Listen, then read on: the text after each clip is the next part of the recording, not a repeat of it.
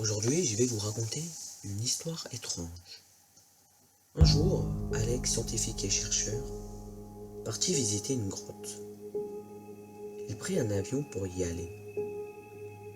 À son arrivée, il sentit une aura très étrange qui le gênait beaucoup. En rentrant dans la grotte, il reçut un coup sur la tête et s'évanouit pendant 2 heures.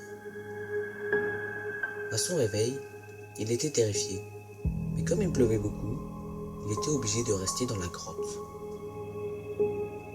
Malgré la peur, il décida d'aller plus loin dans ses recherches et descendit prudemment de plus en plus bas dans la grotte. Tout d'un coup, il perçut une personne en train de prier devant une petite statue. Alex était effrayé, car il pensa que c'était cette personne qui l'avait assommé un peu plus tôt. La personne lui lança un regard sombre, en lui faisant signe de se taire.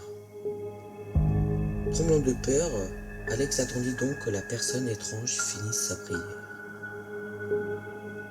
Une fois la prière finie, la personne lui donna la statue, puis disparut dans un nuage de fumée. La pluie s'arrêta.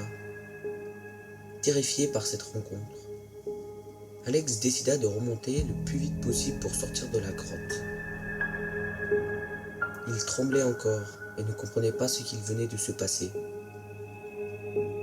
Il reprit l'avion pour retourner jusqu'à son laboratoire. Durant ce long voyage, il commença à examiner la statue. Il fit des recherches sur celle-ci. C'était une statue de Stella.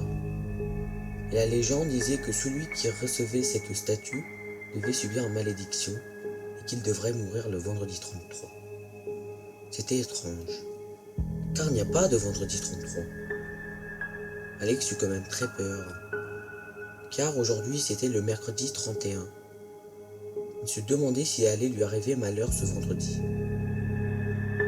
Il commença à transpirer et à trembler d'inquiétude. Il décida donc d'aller voir un prêtre à l'église. Le prêtre fut effrayé de voir Alex avec cette statue maudite. Très inquiet pour sa vie, Alex lui demanda comment éliminer cette malédiction.